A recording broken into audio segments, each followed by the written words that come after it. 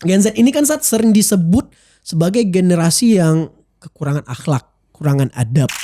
Di zaman dahulu bahkan Nabi diutuskan untuk menyempurnakan akhlak. Kenapa hanya di Gen Z ini yang bermasalah? Salah satunya ini mereka juga sering FOMO saat keluarlah sebuah tren yang nggak jelas, mungkin joget-joget. Nah itu mereka juga harus Ikut. Iya. Bahkan dikatakan tidak waras. Nah, itu bagi yang pertama-pertama itu, karena dia menghadap kamera, joget-joget sendiri, dikatakan di zaman itu. Ini tentu juga orang tua kadang seperti Ustadz bilang tadi. Ini bahkan yang kecil dari bayi atau balita saat kasih handphone nangis nih. Iya. Kasih handphone. Selesai memang. Selesai. Terpapar dari orang tua. Terpapar dari orang tuanya. Jadi kalau kita salahkan Gen Z-nya, kenapa dia seperti itu? It's time to post Proud of Sunnah.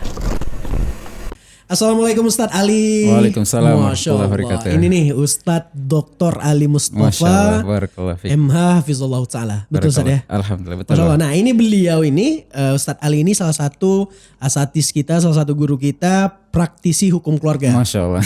Ya Ustadz ya? Bener Bang. Masya Allah, praktisi hukum keluarga di Pekanbaru. Nah beliau juga merupakan salah satu pengajar Ustadz ya? Betul. Ustadz salah satu pengajar di sebuah sekolah di Pekanbaru ya? Betul, sekolah tinggi. Sekolah tinggi Ustadz ya? Betul. STAI berarti? Betul. STAI. Nah STAI Imam Syafi'i. Betul. Pekanbaru. Nah Masya Allah ini pas banget nih. Dengan hadirnya Ustadz Ali Mustafa ini kita pengen ngobrol. Insya Allah nih ya teman-teman semua ya. Ataupun pemirsa Alsil TV. Kita pengen cari tahu sekarang permasalahannya kenapa Gen Z ini dibenci. Masya Allah. Kalau ditonton Gen Z.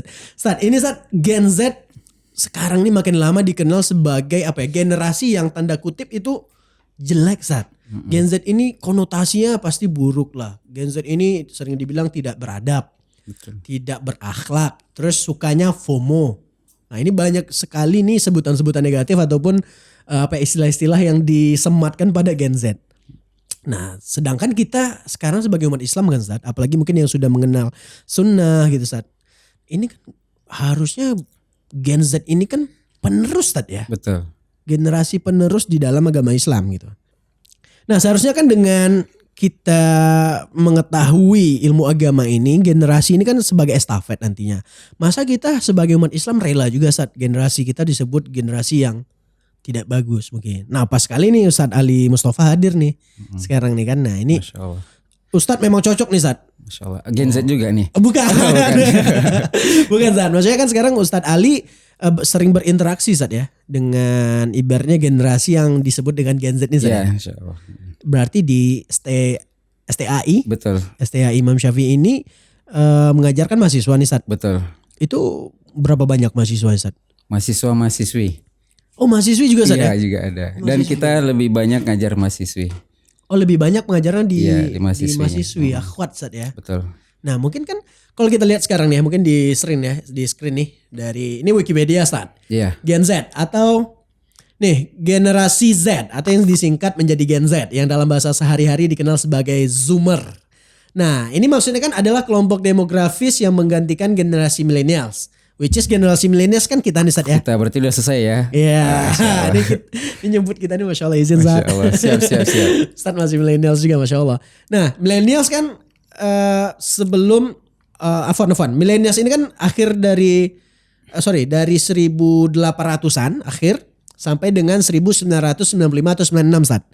Nah kalau Gen Z ini bermulai dari generasi yang lahir di awal 97. tahun 97. Nah berawal dari tahun 1997 hingga 2012. Nah ini berdasarkan data resmi yang ditetapkan Badan Pusat Statistik atau BPS Indonesia.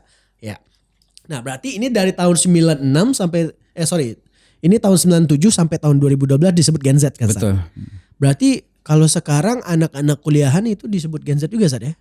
Rata-rata anak kuliahan tahun 2000-an kayaknya. Tahun 2000-an? 2000-an. Sekarang yang kuliah itu 2000-an. Betul, karena kan fase kuliah itu selesai S1 umur berapa ya? 24 atau 25. Berarti mungkin lahiran 99 atau 2000. Oh berarti wah itu 2000 ke atas sekarang berarti ya? Betul. Sekarang ini ya. Masya Allah ini gimana nih untuk Ustadz sendiri berinteraksi dengan mahasiswa yang kalau kita sebut lagi Gen Z ini mungkin banyak sekali ditemukan hal-hal yang nggak tahu nih apa sesuai fakta yang disebutkan rumor ini gitu. Maksudnya fakta yang sering disebutkan oleh netizen atau masyarakat. Benar nggak Gen Z itu konotasinya itu sering buruk gitu Sat? Masya Allah. Kita belajar dalam Islam itu hukum taklifi. Hukum taklifi itu ada wajib, ada sunnah, ada makruh, ada apa lagi, mubah dan haram. Dan hukum itu berdasarkan definisinya yaitu berlaku kepada perbuatan manusia, bukan kepada benda, bukan kepada waktu. Jadi kita dikatakan mukallaf itu karena perbuatan kita, baru ada hukum. Mukallaf berarti maksudnya ini apa Sat? Orangnya, personnya. Baru ada hukum. Misalnya mikrofon. Apa hukum mikrofon? Tidak ada hukum. Apa hukum handphone? Tidak ada hukum. Apa hukum air minum? Apa hukum yang ada hukum? Apa yang kita lakukan dengan benda itu? Ketika kita melakukannya untuk kebaikan, baru di sana ada hukum. Ketika kita gunakan untuk keburukan, baru ada hukum. Tapi bukan zatnya ini. Benda atau zat ini tidak ada hukum. Misalnya mohon maaf ada B2, B1 ya. Ada B1. Apa hukumnya? Ya kalau dia lewat biarin. Mau diapain? Kalau kita makan, kalau kita bunuh, baru ada hukum. Ada harimau misalnya, ya biarin ada harimau. Kecuali mau kita makan, kita ambil kulit, baru di sana ada hukum. Ada mohon maaf wanita yang tidak menutup aurat. Apa hukumnya? Tidak ada hukum. Dalam artian kita ya, bukan dia. Ya. Tapi kalau kita melihat dia, baru ada hukum. Jadi hukum taklif itu dengan perbuatan kita berdasarkan definisi. Begitu pula dengan generasi tadi ya, zaman dan seterusnya. Allah Ta'ala alam juga sama kaedahnya. Apa yang kita lakukan di zaman itu baru ada hukum. Tapi kalau kita celah zamannya enggak bisa.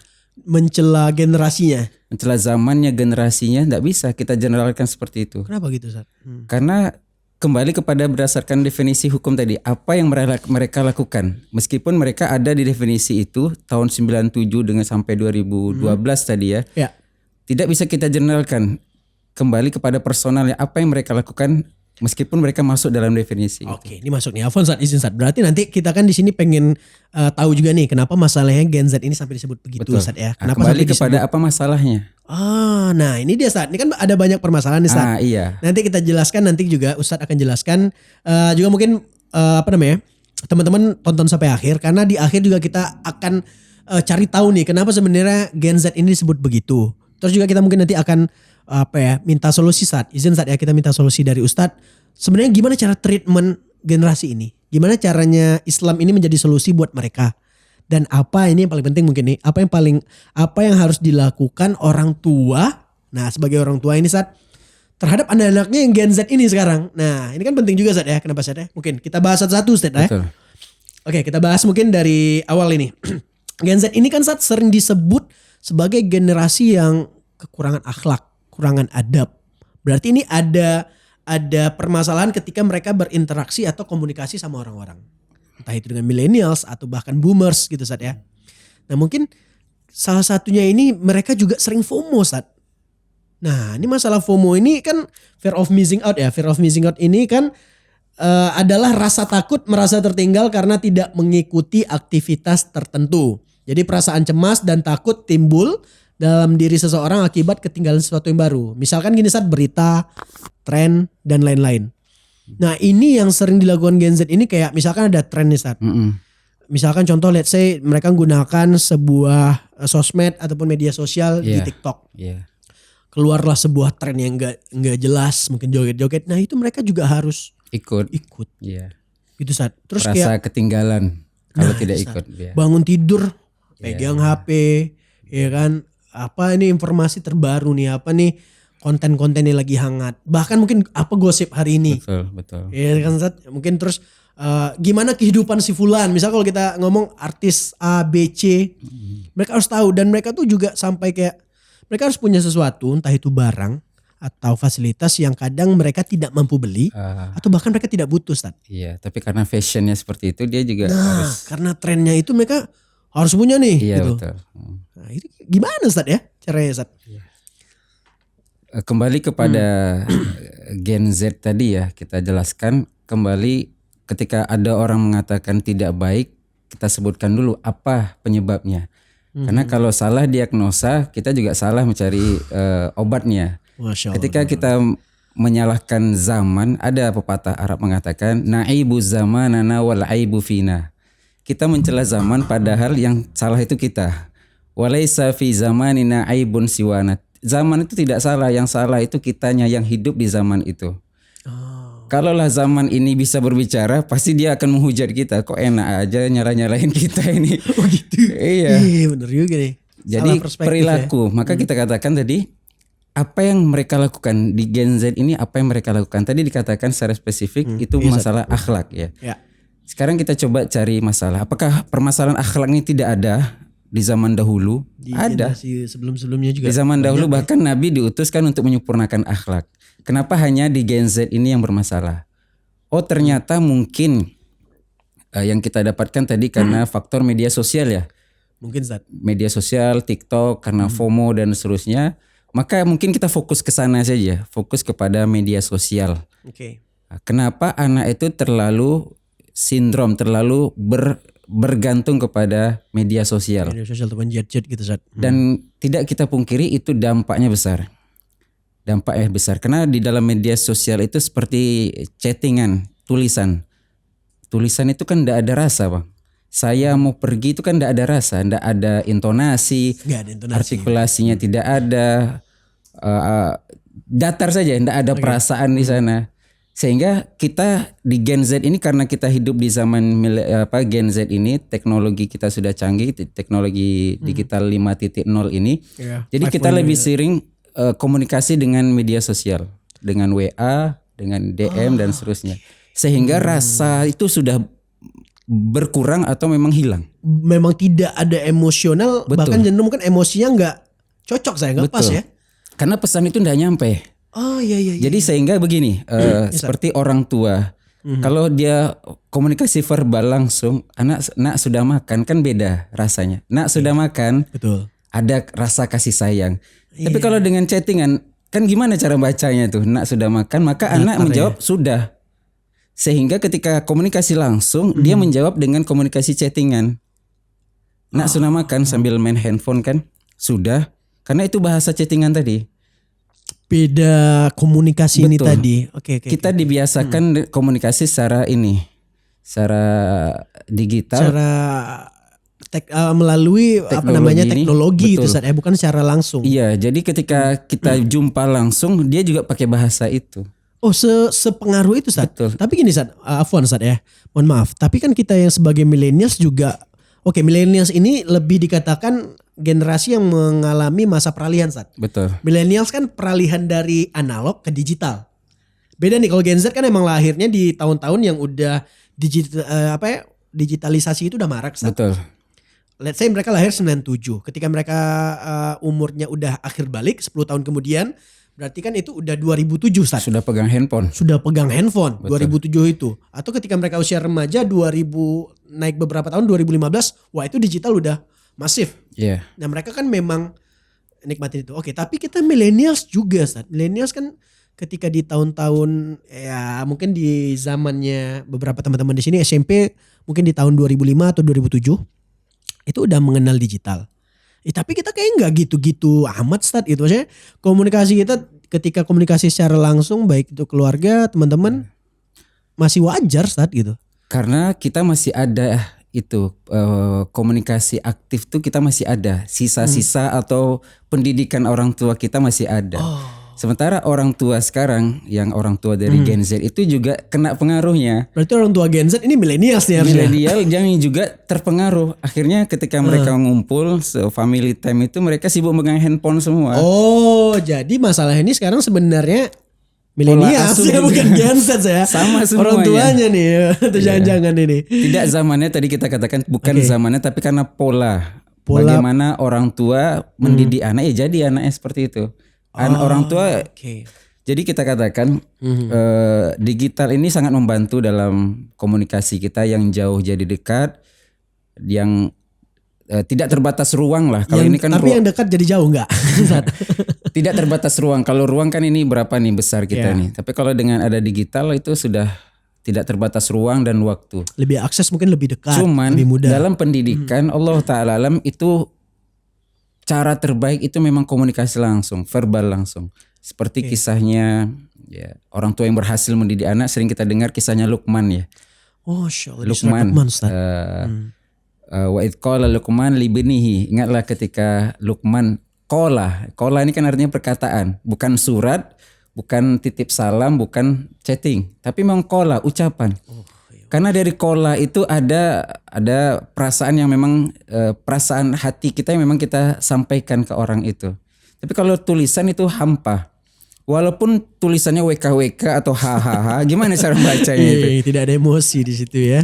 LOL gitu. Iya, tidak ada emosi. Jadi pesannya tidak sampai, emosional juga tidak dapat. Maka kalau bisa memang harusnya komunikasi itu langsung. Berarti secara nggak langsung Ustadz mengatakan di sini bisa jadi efek media sosial, efek dari gadget mungkin ataupun dari platform-platform ini, teknologi ini jadi pengaruhnya lebih signifikan karena komunikasi dari orang tua juga peran Betul, dari situ. betul. Pengajaran Bahkan ya juga tidak kita pungkiri guru juga seperti itu. guru. Oh berarti nggak hanya di rumah, Tidak hanya komunikasi di sekolah ataupun di tempat pendidikannya juga begitu. Betul.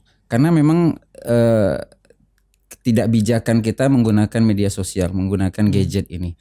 Sehingga kita hanya mengatakan ya sudah, saya sudah kirimkan linknya, saya sudah kirimkan artikelnya, silakan baca. Jadi seakan-akan hanya transfer informasi saja. Kalau gitu Google juga bisa. Tapi dalam metode pengajaran itu ada ruhnya, ada berkahnya, ada seperti Imam Ahmad. Pernah dengar nggak kisahnya? Yang mana itu Ustaz? Kisahnya, Imam Ustaz, Ahmad itu yang hadir kajian beliau 5.000 orang. Yang hadir tabligh akbar beliau, daurah beliau itu 5.000 orang. Yang nyatat cuma 500. Yang penuntut Dari ilmu itu 5.000 yang orang. 500 orang itu kan berapa lah? Oh banyak juga Ustadz, Masya Allah ya. 500 orang ya. Iya benar-benar. Tapi sisanya berapa? 4.500. 4.500 itu Tidak mencatat. mereka hanya mencari ini suasananya, suasana penuntut ilmu, melihat Imam Ahmad bagaimana beliau berdakwah, bagaimana suasana spiritual seperti itu yang mereka cari, dan itu tidak ada di sini. Oh. Memang kita dapat ilmu, tidak kita pungkiri dapat. Tapi kan ada keberkahan, ada beda lah. Beda, feel-nya beda Betul, Ustadz ya, suasananya itu Ustadz ya. Mungkin mungkin walaupun tidak mencatat tapi mendengarkan ilmu secara langsung. Mendengar dan kita hadir Ngecasiman, Ustadz ya. Betul, kita melihat teman-teman yang Masya Allah itu sudah luar biasa. Itu tidak bisa dengan hanya media sosial seperti ini. Oke, berarti bisa dibilang media sosial ini pastilah Ustadz ya, kalau namanya hal-hal baru ini teknologi ada plus minus, Betul. buruk baik gitu Ustadz ya, Betul. negatif positif. Tapi kan ini kita ada data Ustadz. Ini dari CNBC Indonesia. Medsos ganggu mental Gen Z, warga RI termasuk parah. Nah ini kan ada by data nih Ustadz. Data-data yang dimana ini mungkin secara global Gen Z ini punya bermasalah karena mereka juga yang generasi yang lebih mudah mengakses teknologi, yang lebih terpapar teknologi seperti Ustadz bilang tadi. Tapi ini ada survei global Gen Z di tahun 2022. Nah dari beberapa responden saat itu sekitar 42.000 responden di 16 negara. Nah mereka ditanya soal mental, fisik, sosial, dan spiritual. Nah dari situ Gen Z terlihat memiliki porsi seimbang dari dampak positif dan negatif. Oke gini, mungkin singkatnya dia ini berbeda dengan generasi lainnya karena memiliki porsi dampak positif yang lebih besar. Dampak positif dari medsos ini lebih kecil saat Betul. dibanding generasi lainnya. Berarti mereka secara tidak langsung mencerna informasi yang negatif Ustadz. Betul. Ini kalau kita bilang ini Gen Z saat itu punya satu aplikasi namanya TikTok. Oke mungkin kita punya juga nih akun-akun di TikTok dan segala macam. Tapi Gen Z ini apa-apa aplikasinya itu yang paling disukai atau lebih sering digunakan ini TikTok Ustaz. Kita nggak bilang TikTok haram mungkin Ustaz ya. Atau kita nggak bilang TikTok ini 100% atau Kembali sepenuhnya kepada jelek. kaidah tadi, kita tidak menghukumi karena bendanya. Nah itu dia ya. Sama mungkin pisau ya, pisau itu kan benda. Iya, Ustaz. Kembali untuk apa? Facebook kah, Instagram kah, YouTube kah, kembali untuk apa? Sama dengan podcast, kembali isinya apa, kontennya apa? Bukan ini podcast itu mereka yang buat, ini mereka enggak. Kembali kepada karena hukum asalnya boleh-boleh saja. Hukum asalnya boleh. Betul. Kalau diisi dengan hal positif, kenapa tidak? Gini, TikTok ini kan secara umumnya sama kayak aplikasi lainnya mungkin saat Instagram atau YouTube. platform, kenapa dikatakan platform ini negatif? Karena mungkin awal kemunculannya juga dengan hal-hal negatif. Goyang-goyang, start, joget. Terus sekarang banyak kreator-kreator yang gak jelas untuk infonya, hoax banyak. Terakhir sempat kemarin Stat, hoaxnya itu kalau kita agak melipir sedikit nih Stat. Hoax terakhir kemarin salah satu kreator, influencer yang dia punya cukup banyak followers. Dia mengatakan bahwa masyarakat Rohingya begini begitu. Wah, pengungsi Rohingya negatif segala macam. Ini di delivery dalam sebuah konten yang akhirnya masif sampai ke followersnya dan akhirnya itu dipercaya sama orang-orang Stat. Sehingga apa? Efeknya orang-orang benci banget sama pengungsi Rohingya. Nah, ini kan nggak satu atau dua Stat, banyak Stat. Nah, jadi mereka ini tempatnya di mana? Lebih banyak TikTok. Coba kita pengen datanya ada nggak sih kira-kira TikTok ini diisi dengan banyak hal-hal negatif dibandingkan platform lainnya mungkin. Nah, ini kalau kita lihat, nah terdapat dari beberapa positif dari TikTok, oke. Tapi juga terdapat banyak dampak negatif untuk remaja. Salah satunya ini sudah banyak artikel yang membahas dampak negatifnya ini Sat. Secara tidak langsung TikTok menjadi penyebab generasi remaja untuk suka bergoyang ria. Ustadz Ali izin. Mungkin kalau zaman Ustadz Ali saya rasa juga. Emang beda zaman kita ya. beda, iya. Beda sedikit misalnya. Beda tingkatan kelasnya Sat ya. Iya, Mungkin di zaman kita Sat. Di zaman kita generasi kita Sat. Ini kan yang. Tadi di awal pakai kita soalnya. Ini mungkin maaf secara ini masih kebawa berasa Gen Z gitu. Betul. Tapi kan Sat di zaman kita Sat milenial Sat. Itu kan yang goyang-goyang begitu bikin video kan secara logika aja nih Sat ya. Dan secara real sedikit kan Sat. Betul. Maksudnya bahkan dikatakan tidak waras. Nah, itu, bagi yang pertama-pertama itu karena dia menghadap kamera joget-joget sendiri dikatakan di zaman itu. Terus mohon maaf kan Sat. Mohon maaf sering kan itu akan dilabeli dengan kebanci-bancian kan Sat. Terus kayak kok nggak tahu malu kan. Betul, gitu Sat ya. Pasti.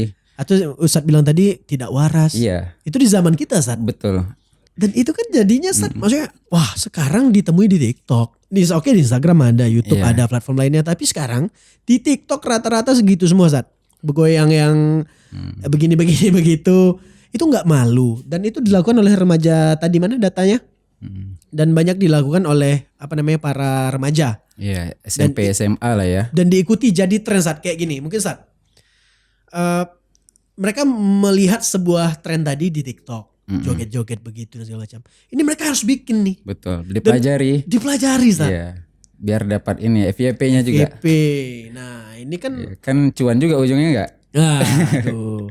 Bisa cuan, bisa cari popularitas juga.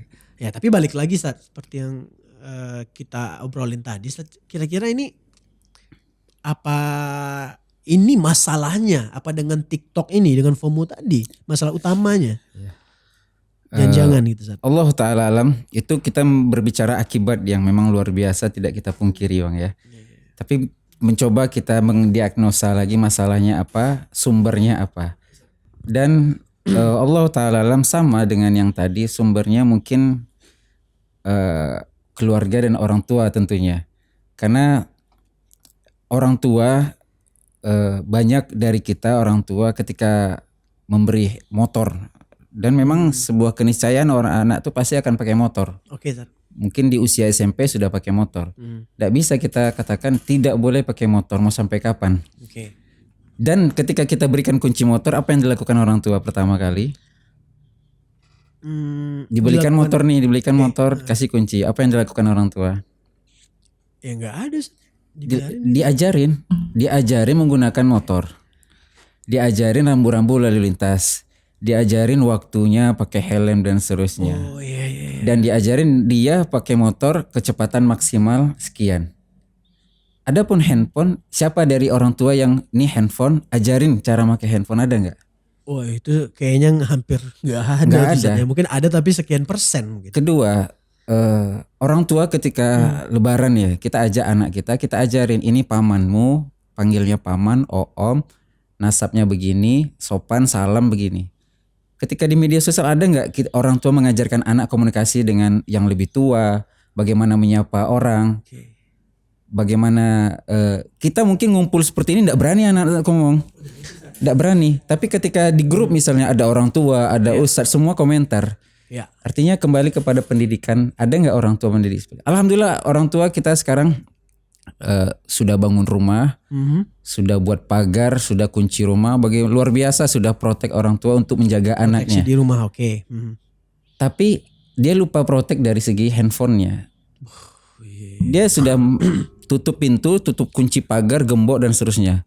Tapi si anak masukkan orang ke kamarnya dari media sosial. Dan ini orang tua tidak tahu. Bahkan anak itu duduk di sebelah ayahnya, di sebelah emaknya sambil makan bareng, tapi hatinya dan pikirannya bukan di situ. Dan orang tua kadang mungkin tidak peka itu. Biasalah anak-anak. Nah, ini kekeliruan kita juga. Jadi di antara faktornya mungkin Allah Ta'ala alam karena pola asuh juga. Atau mungkin orang tua juga sama. Anak main handphone aja lah, saya juga mau lagi melakukan hal yang sama gitu. melakukan yang sama. Jadi. Tapi izin tadi ini menarik sekali. Ini baru mungkin baru kita dengar juga. Kebanyakan tidak ada yang berpikir sampai situ. Sebenarnya ini kan bisa jadi solusi yang Ustadz sampaikan tadi ya. Dan itu sumber masalah. Sumber masalah di situ. Dan terbayang kan waktu kalau Ustadz bilang tadi waktu bersama orang tua aja mereka bisa mengakses hal-hal yang mungkin di samping maknya itu lagi makan bareng. Kita sering kalau keluar kan lagi weekend sama keluarga itu sama-sama mereka main handphone masing-masing. Kalau gitu ngapain makan di luar? Kita makan di luar tuh ya kita cari suasana ini ke family time itu. Keluarga. Betul. Ustadz, wah luar biasa. Maksudnya saya tadi sempat miss kata-kata Ustadz yang kayak orang tua udah bangun rumah, bangun pagar, rumah dikunci untuk jaga anaknya. Betul. Tapi anaknya bawa orang mungkin tuh laki-laki atau perempuan ke dalam kamar lewat handphone. Betul. Komunikasinya ke lawan jenis bahkan saat yang bertentangan gak ada batas tadi ya. Betul. Dan kalau begini mungkin kita nggak bisa. Kita sudah anak gadis kita bawa orang ke rumah itu luar biasa. Kamu siapa interogasinya kan? Iya. Tapi kalau di sini kan nggak bisa kita ngapa-ngapain. Dan apalagi, kita nggak tahu. Mungkin chatnya pakai Discord atau aplikasi Gojek gitu. Ada dikunci lagi setiap masuk aplikasi ada kunci lagi. Nah berarti kan simpelnya ya udah orang tua nggak usah kasih handphone atau gadget saat. Sama dengan orang tua nggak ngasih motor. Nggak mungkin karena ini sudah seperti tadi kan zamannya cuman bukan masalah itunya, masalah pendidikan. Ya, seperti ini ya. Anak belanja. Oke. Karena anak itu memang akan belanja dan belanja langsung offline atau online. Ketika belanja langsung ini beli ini di kedai ini orang tua.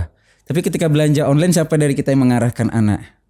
Beli di kedai ini, beli di toko ini, dan banyak terjadi penipuan atau perjudian online atau pinjaman online atau dia belanja COD orang tuanya nggak tahu karena nggak diarahkan.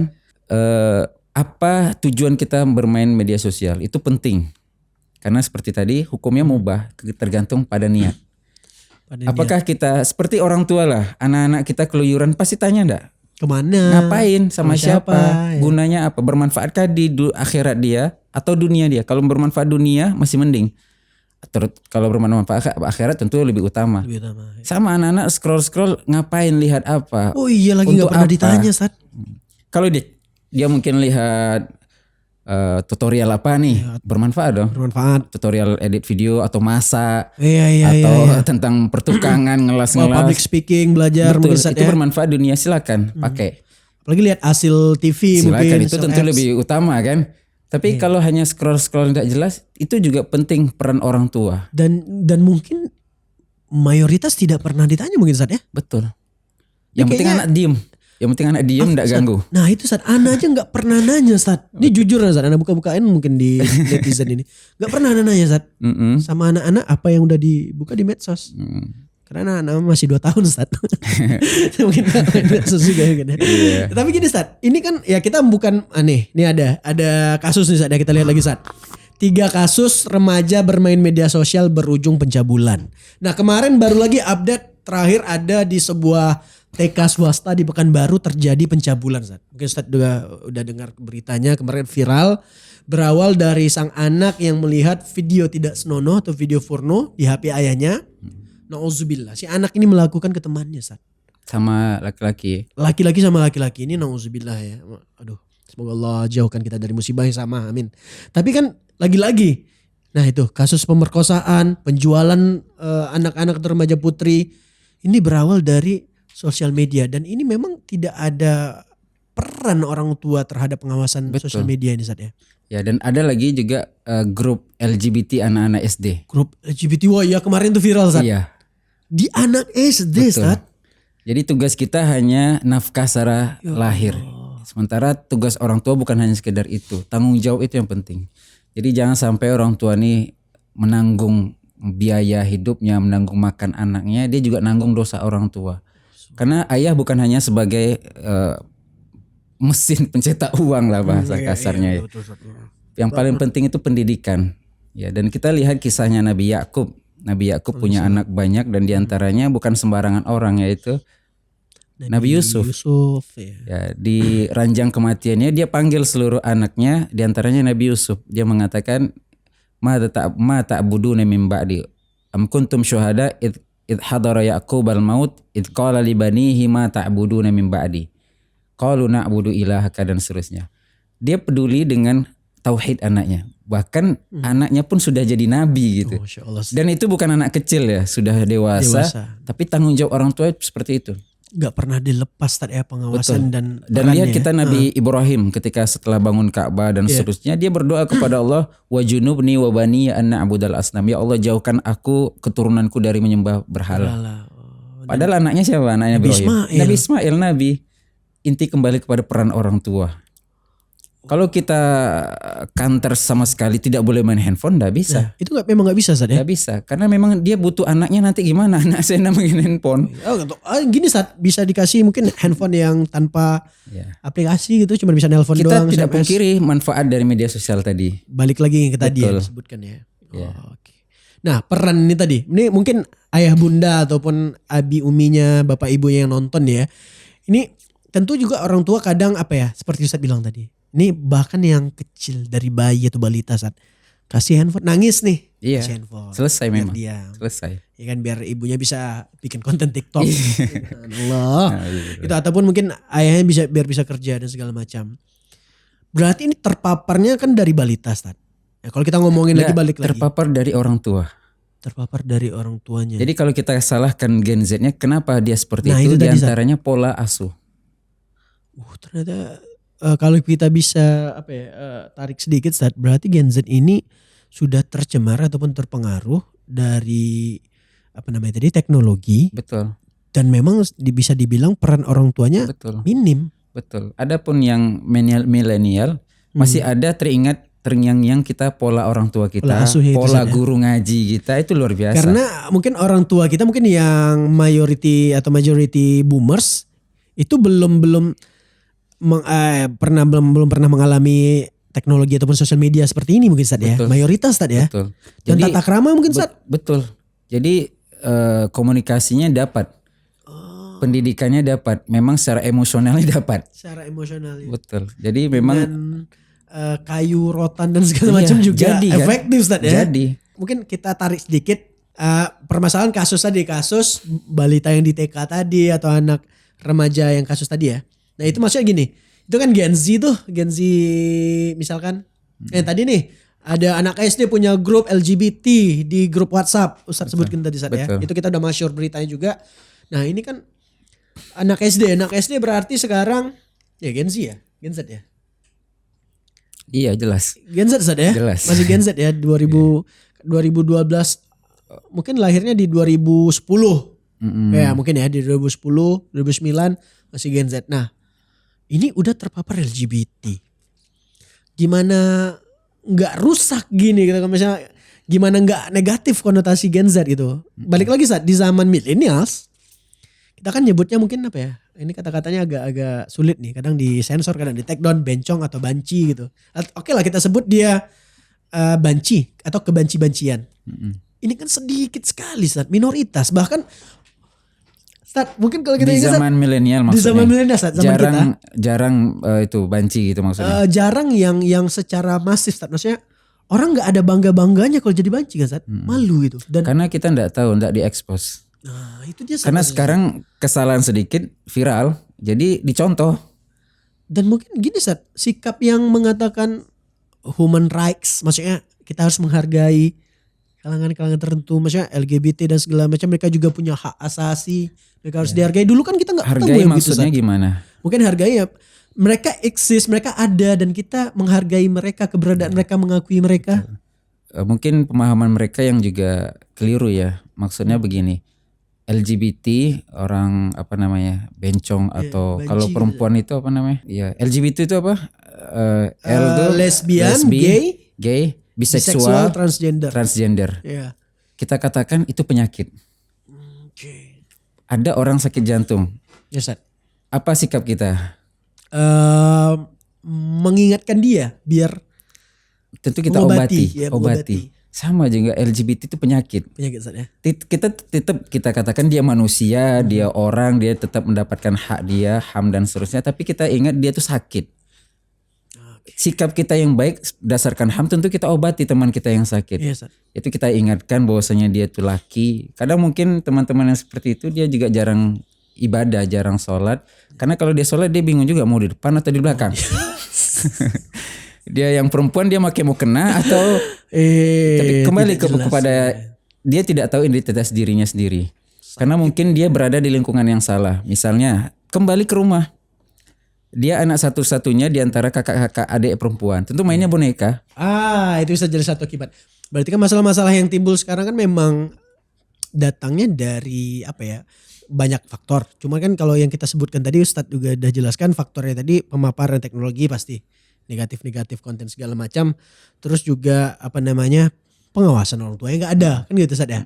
Nah jadi kalau boleh kita bahas sedikit Ustadz kenapa kita akhirnya bikin ataupun lanjutkan lagi podcast ini Proud of Sunnah ini Ustadz. Kita kan sebenarnya pengen bagaimana caranya agar anak-anak muda ini melek sunnah Ustadz. Ya Ustadz ya. Terus merasa bangga lah dia menjalankan sunnah-sunnah Nabi SAW Ustadz. Nah dan kita pengen fokus ke anak-anak muda ini. Bagaimana caranya biar menjadi generasi Islam yang baik. Tentu kita minta nasihat dari guru-guru kita, para ustadz ya. Terus juga nanti gimana sih caranya bersikap sesuai Islam. Gaya hidup juga masuk di situ. Karena Islam sempurna Ustadz ya. Betul. Udah diajarin semua Ustadz ya. Betul. Islam. Nah tapi kan Muslim ini kan kita gak sempurna Ustadz. Termasuklah generasi muda Gen Z ini Ustadz. Gen Z ini kenapa kita awalnya bikin atau kenapa tadi kita akhirnya lanjutin post ini. Kita pengen gimana sih caranya mengatasi permasalahan-permasalahan anak-anak muda sekarang, terutama anak-anak muda Muslim Gen Z. Apakah anak-anak muda Muslim sekarang yang Gen Z ini sama dengan Gen Z yang mohon maaf yang bukan Islam? Ya gitu. Masa sih yang udah ngerti Islam, udah tahu Islam juga kena masalah Gen Z yang sama? It's time to post Proud of Sunnah.